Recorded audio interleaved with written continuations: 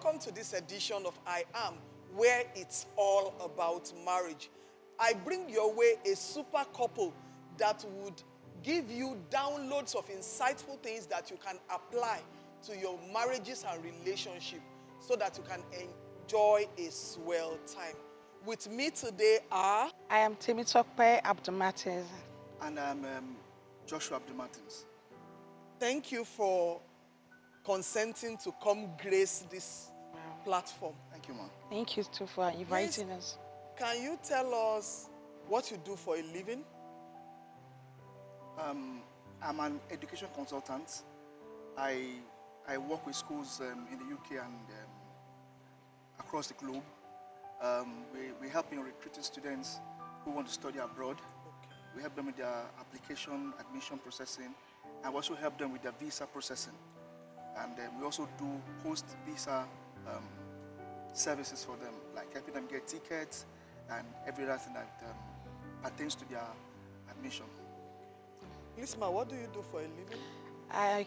I work with my husband. Same thing he does for a living. I've been a consultant as well for over 20 years, and it's been a remarkable experience with him. Exactly what he said is what I do as well. Wow. Yes, It's interesting to know that the Westerners are beginning to follow suit regarding what we see happen in the East, where both the man and his wife invest into the same business. That's good.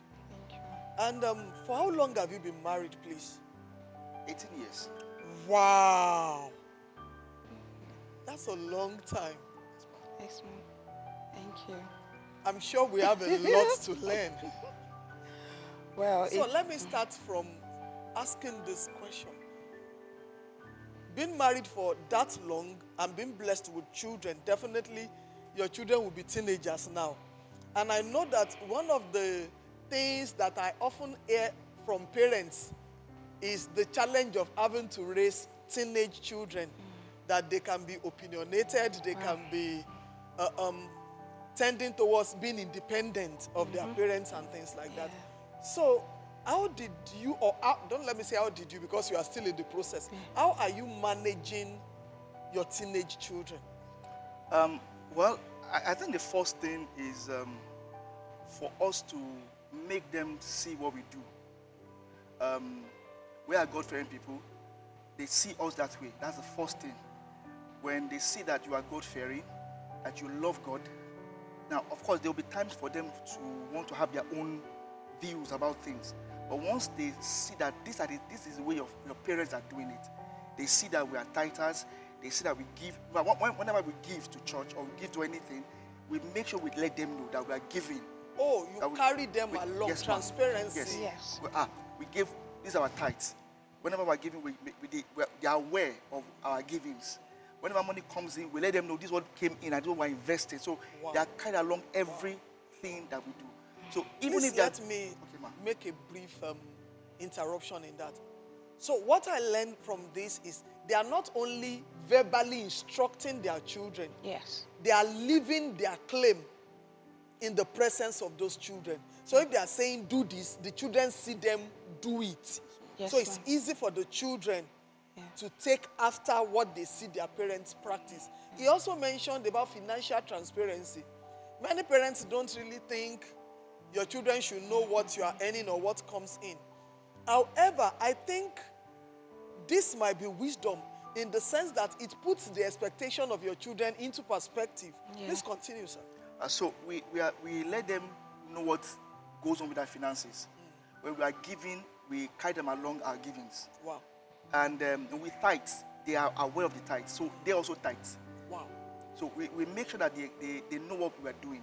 And yes, even if along the line they might want to have their own opinions about certain things, but when they see that, Bible says that train up a child the way he should go, not the way he wants to, but the way he should.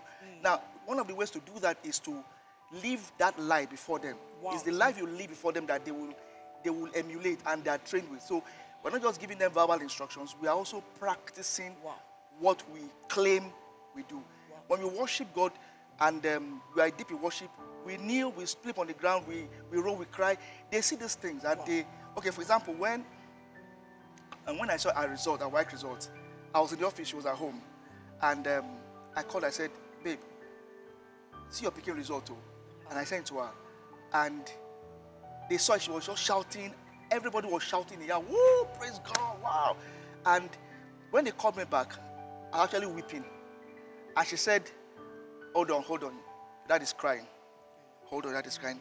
And I wasn't crying because I was overwhelmed with joy. Please, let me make you pause there again. All these Africans believe that men don't show emotions. It kills men before their time. Learn to show emotions. When you are happy, let people around you know you are happy. When you are disturbed, a problem shared is half solved. Let them know you are disturbed. Don't be forming macho. It affects the system and it cuts short life. Can you see what he said? He was happy about the WAEC outcome of his child. And he was so expressive about it that he was crying. Please continue. So when my wife asked me, are you crying? I danced. Are you crying? I said, don't worry. I said, hold on, guys. The dad actually crying. So let us give him time. So they called the phone. And they see all these things. And I believe that's the way. I don't believe in so much of talking. Because she wants to like, okay, call these kids and talk to them. I believe in practical. Let them see how we live our life before God and before men. So they can learn from it. Because many parents just verbally instruct their children, but their lifestyle is not actually in line or alignment with what they say. So in raising your teenagers, live your talk. Yes, ma'am. Walk your talk. Let them see you live that life out. So that you will not necessarily have to shout on them at every instance before they start calling you a nag. That daddy is too troublesome, mommy is too troublesome. Live by example. Let them see how it is done. Yes, ma'am. So that's how I do it. Wow. Now for her, she's more of the talking type. She will call them and talk to them, which is very good. Yeah. Now, when she wants me to do the same thing, like, I'm not that type. I believe more in practicals. I need to do things this way. Let them see how we do these things. Yeah, fine, you do your own part. We can't be the same. Yeah. So you do your own part, I'll do my own part. And we thank God that it's both, from both ends, it's been working. And one thing I also picked from that is that they complement one another. Exactly, that's the word. They complement one another. Sometimes, because you can't always guarantee that the child's attention is on you when you are acting it out. So there might be times when you will need to put in the words that this is how it is done. Or at other times, they might not understand why you are doing what you are doing. They have seen you do it, but they don't know why you do it. So that is another avenue for you to verbally tell them why it is done. So they complement themselves and the children are doing fine. Please, to you, ma. Yes, ma'am. Doing the same thing. Yes, ma'am. You have been married for 18 years. You see yourselves at home. You still see yourselves at the place of work. Yes, ma'am. How do you manage the relationship in such a way that it doesn't make room for over-familiarity? Thank you, ma'am. Majorly, I am a very careful person, and I give room to honor. In the sense that I have known that my husband is the head. When it comes to professionalism, when it comes to office stuffs, it's dealt with in the office. He has his own office. Please, let me quickly make this statement also. You might have been hearing the women talking about their husband being the head. This is not competition. We are not talking about who is superior, who is inferior, who is this. Everybody has a right to their marriage. In their marriage, that is how they live it out. Yes, and they have a right to it. So don't be thinking in your head, why is this person saying the husband is the head? Is their marriage and it's working for them. Yes, ma'am. Thank you, ma'am. So he has his own office. I intentionally have to place my office with the staffs. When it comes to job descriptions, we know her parts. We know what we do part-time. When it comes to maybe there's a misunderstanding, maybe there's we had a fight or maybe issues, we don't play that. We don't relate that at all. office issues is sorted in the office. When we get home, we settle our scores. The respect is so much there to the point that... Please pardon me. What you are saying is that you don't carry No. the misunderstanding at To home them. into the office. Not at all. Wow. Not at all. What a level of maturity Not display. at all.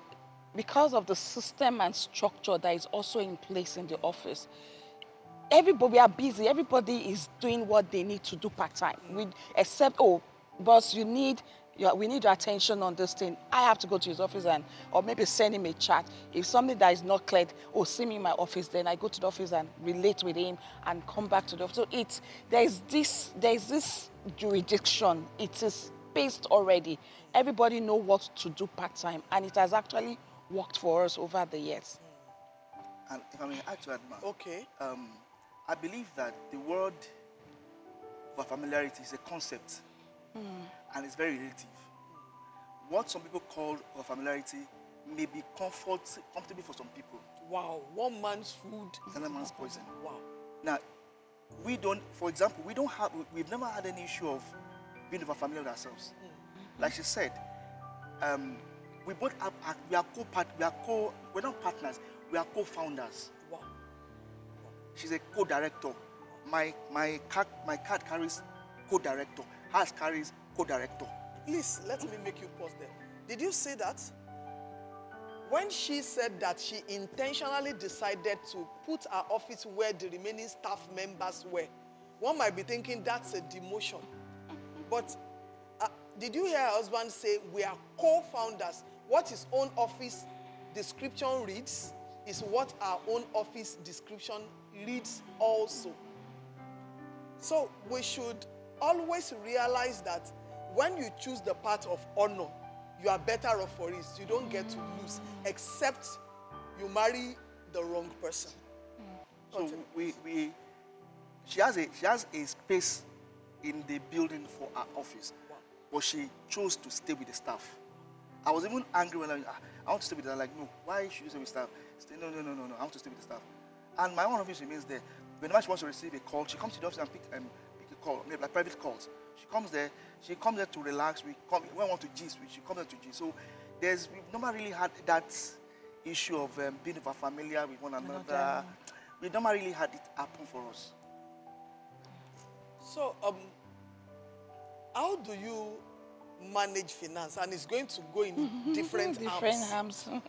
How do you manage finance in the sense that the two of you are working together? Is it that you pay a salary, you get your own salary, or you don't pay each other salaries, the profit is what you work with?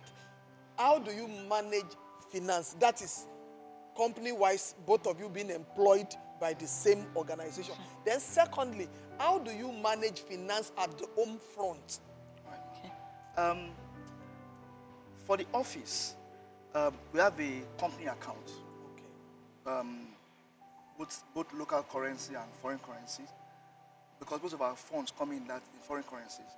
So we have foreign currency accounts and we have local accounts.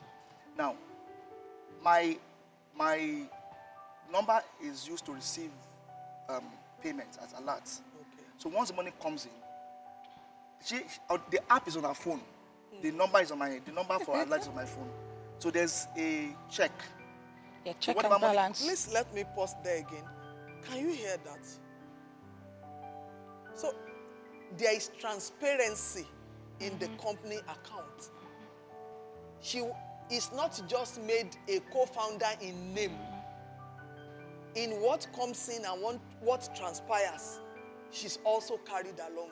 Many people make their partners co-founders in name only.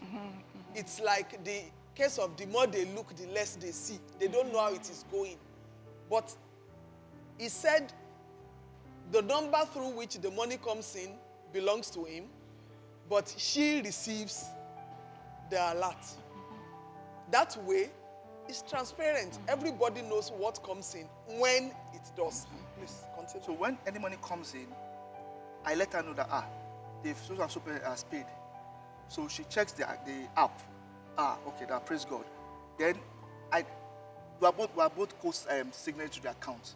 You are both co-signatories. Yes. But she does more of the withdrawal. I don't go to the bank. She does all the bank transactions. Because And you are not scared that. Ma, I found out, I'm going to come a bit into the family angle. Okay. I found out when we first got married, I was always broke. I was always broke. But when I check her phone, I will see a lot, and see money there. This woman has money in her hand. So I found out that she was a better money manager than myself. Wow. I had to humble myself that if I continue this way, we will not have a savings, and the future is going to be bleak for us. So Please let me make you pause a bit there. Are you picking those salient points? You know what he's saying here is that he's sensitive enough to know the trend of finances in their home. And following the trend of finances, he discovered that he is tilting more to the line of a spender, and she is tilting more in the direction of a saver. And regardless of what is common out there, that I'm the man, I should be the one in charge of the money. He said he humbled himself to acknowledge that she's a better money handler. And he did the needful, the necessary adjustments. Please, if you see yourself as a team, being a couple, you want to know that when you succeed together. Yes. And when you fail together. Exactly. Regardless of who handles the money. More exactly. It is our money. And if out of pride, you don't let the person that is a better handler do their due diligence, when the family go broke, you go broke together. Except the person has given you occurrences or situations to doubt their integrity when it comes to money management, then let the better person where money management is handle it. Please continue. So she practically handles even office finance. Once money comes in, if you have to disburse to our partners, she does the transaction through her app. And she tells me, I'm paying so person, I'm paying so person, I don't need to check what is being paid. I know exactly what we normally pay our partner. So once she tells me, I have to pay so person, I say, well, go ahead and pay. And if we have to do any investment, in fact, she's like the Proverbs 31 woman that says that she sees a plot of land and buys it. She's a better person when it comes to investment things. So she looks at like, there's this property here, let's buy. So when she tells me, I tell her, we have the funds in the account. You have the funds. You say, you have the funds in the account. Can we manage to put this money out for social thing? If we spend this money, what is going to be the consequences? Would we have enough money to do other things I want to do? I said, okay, fine. Yeah, we can do this. Okay, we can suspend this. Can do this one instead. Can you see them putting heads together? You know, there's this wise saying that 2 good heads are better than 1. Don't think that you just acquired your spouse into the house like the furniture. That all they are to do is just to ensure that the house is clean and the food is cooked. Or don't think that probably because you are occupying a high echelon at the place of work, you don't need the input of your husband into what you do. What communication and openness does to a marriage is that it makes your decision making more robust. Because the things you might not think of, the person will bring it into your thought pattern, and you'll be able to make a more robust decision. Please continue. So when she makes a financial decision, which I allow her to do, I do not think that when she says, honey, we need to do this thing, I say, okay, do we have the funds? Say, yeah, we can go ahead with it. Say, okay, fine, go ahead. She would tell me, even to the point of giving money to her family members, she would tell me that when I want to give some money to my brother. Like, yeah, if at times I'll tell her, when does you speak to your brother? Have you sent some money to person? Says yes. So money matters, we've never really had. Initially in the marriage, we were having it. But over time, when I understood that she was a better money manager than myself, I'm a spender. I can choose to go and buy a dog tomorrow morning. I think I want to buy a Rottweiler. I want to go and buy, but I've often pleaded with her to allow me to buy a power bike. She says no. So I humbled myself and kept. So I can go out, I can just spend. But she manages more. Now I'm better. Please let me pause again there. And before you start thinking that his wife is controlling him, no, his wife is not. she's thinking from the larger picture. It's good to buy a power bike, but for a family of about 5, how many people will a power bike carry? So it's not that she's stopping him from enjoying life. She is looking at a more pragmatic direction to invest the money into. And I believe that he understands that. That is why many times when she objects, he aligns. Even many of our cars are family cars. She was like, we want to buy a car that will carry everybody. So we chose that. So I don't object to it, because I've learned over the years, she has earned the trust. Wow. She has earned the trust, yes. Please, don't tell me that somebody is not placing responsibilities into your hands if you have not earned it. The first thing to do in your marriage is to make yourself worthy of that privilege you want to attract from your spouse. When you now make yourself worthy, then you can make those demands, or you can look up to them, ceding those decision-making to you. But first and foremost, qualify for that thing before you place demand on it. So she has earned the trust, and I can trust her with everything. In fact, in the whole house. Wow. I can go days without even knowing what is even happening in the finance. Wow. Until he tells me, I've done it. I don't need to check how much has been sent, how much has been spent. If she spends the money anyhow, she will suffer it. So she knows better than to spend anyhow. Wow. So I just allow her flow. Wow. And it's been fun. Wow. Wow, that's quite interesting. Ma, how do you spice up your marriage? It's been 18 years. How do you keep the fun going? How do you keep the attraction? How do you sustain it? In short, that is one thing we've always been fighting on when it comes to social life. For him, it has always been an introvert. When it comes to that aspect, he never likes going out. He never likes driving. So it's been a fight that we always like. Why, Benny? I've been down to earth. I've been real. Like, come, let's try and get to this place. Sometimes I'll send some information or some things I love to his phone, and he'll just like, money shotiri, like, okay, I've heard you. That okay, I've heard you is like, is until like he don't come. But so far, I think we've understood each other.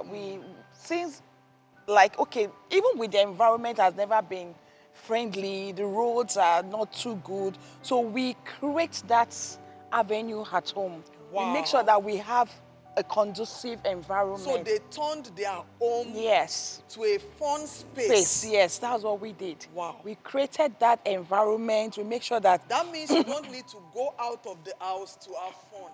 You can create the fun within the home. Wow. Yes, ma'am. That was exactly what we try achieving. We make sure that, okay, if we don't have to go out all the time, okay, let's create that environment. And please, pardon me, yes, she said something salient again.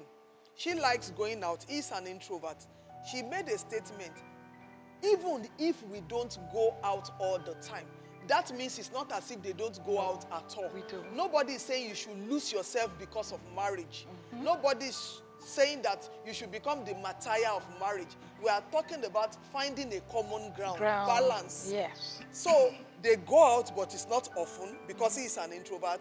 And to make it up to him, they also create a fun space within their house. Please continue. Most of the time when we're coming back from church, we seize that opportunity to like, okay, why don't we get to an eatery, or why don't we see that? Although we've never seen any movie actually, but at least when it comes to maybe sightseeing, we maximize eating out, we maximize that space. Or maybe we have someone that is really close to us who is having a get together. We take advantage of that opening as well. Wow. So lastly, I would want to ask, in 18 years, definitely everything couldn't have been the bed of roses. So can you just give us maybe an instance of something that might have happened in the past that could have destroyed the marriage, but you stuck through it and here you are? Let me speak on that before you speak, because really, yes, it's never been a bed of roses, especially when the early part of our marriage. Yeah, we because of the nature of job, we were actually salary earners. Okay. So we've lived through the part that we don't hide things from each other, or we don't, to the point that, yes, you have to gain the trust. You have to gain that trust. You have to, like, okay, my husband cannot do this, he will not do this. The fact that he has the fear of God never stop the characteristics he has personally. He's this kind of person that... Please, let me quickly pause there. Can you hear that? That your husband or wife is spiritual, that they have the fear of God, doesn't really mean that once in a while their personality traits will not come to bear. So don't place anybody on a pedestal. Try to cut them some slack. They are still human beings. Yes. Yeah, for example, my husband is the kind of person that when he gets hungry, he suck in to the point that at the early stage of our marriage, the fact that when he's hungry and like, honey, I'm not hungry, I'm okay. So that went on for like few years. I'm like, bro, you can't start doing this. If you're angry, you talk out. And I now understood his kind of person. Sometimes I'll give him like 2 days, 3 days interval to allow the hot air to calm down. And sometimes I have to wake you up in the night like, honey, please, if I've done anything, I'm sorry. Tell me so I can adjust, so I can learn. And from Please, that... let me pause you again. Do you see the method or the approach through which she made it happen? Because he's an introvert by nature, he sucks anger in. But because she understood him, she understood his personality, she goes the route that helps to get to the root of the matter, rather than just choosing to ignore that, oh, me, I'm verbal with my issues or with whatever I feel wrong. Continue. Yes, so I take that advantage of coming to always ask for forgiveness, even if when he's wrong, even when he's the one that is at fault. I say, I'm being okay. And at the long run, or maybe along the line, just picked up to tell him that, look, you know what you did then was wrong, but please don't let it happen again and all that. And he comes back saying he's sorry. You see? So because I understood the nature of the kind of person he is, I have for a while like allowed things to be, and when he's calmed, I relate or we converse on the issues and it gets solved eventually. It's like understanding the kind of person you're married to and allowing the process to, align itself and to have a beautiful marriage. We're supposed to support each other and help ourselves in our areas of weaknesses instead of just rubbing it in, because rubbing it in would achieve anything. No. So she understands him and she helps him to bring out the repentance he needs to get from him and a better understanding on how to do things in a better way from him through first identifying with his kind of person and sometimes having to apologize initially, though she wasn't the one in the wrong, to reap the proper apology later. That's wisdom. No wonder he said you're a Proverbs 31 woman. Do you have any rounding up? Well, thank you, ma. In regards to what you just said now, she's the outspoken person. I'm the introvert, quiet introvert type. She speaks her mind the way it is at that time, and she forgets that she has spoken some things. It is me that have heard the word. They will now go and start ruminating what they were like. Kinige, you zombie. What did she say here? I'll try and start piecing them together. Okay, she didn't mean this. She actually means this. And on occasion I've called her, but they don't talk this way. Please, can you hear that? See understanding in manifestation. So she says her mind the way it is, but he understands her enough to know that although she said it like this, she didn't mean this, she meant this. We need to be cutting our partners some slack. Many marriages will work better when we apply the understanding of the person we know to the things that are playing out. We'll be able to know the one that is the substance and the one that is the shaft. Yes. So I like, okay, they don't talk this way. they don't handle matters this way. Next time, try and be calm down before you even talk, so that you can understand person's perspective, why they're doing what they're doing. I often tell her that, look, that I create room for people ahead to make mistakes, so that when they make the mistake, I don't get hurt. That's why many times I don't keep friends, because I know they will definitely do things that will get me infuriated. So I keep them at a distance, at the acquaintance level, not friendship level, because friendship is deeper than what we think. Yeah, friendship makes you vulnerable. I give people room. So when she talks in a particular manner, they don't talk this way. This is how to handle this thing. And I may sulking when she comes. In fact, one of the things she did one time that shocked me was one day. I think the same sulking in thing. For like 2-3 days, I was quiet. She talks and I answer back. Hey, how far? I did, I'm good. And then we go on. And then one day, in the night, around 11, she got up from bed and went to the place where we keep close. Started packing her. God just to get his attention. Where are you going to? So I'm going to my parents' house. Like, they are going to where? I had to I know she wasn't. I think she didn't mean it, but she wanted to get my attention. That caught my attention. Like, what are you doing? Like, go up to this level. Now, why are you going to this?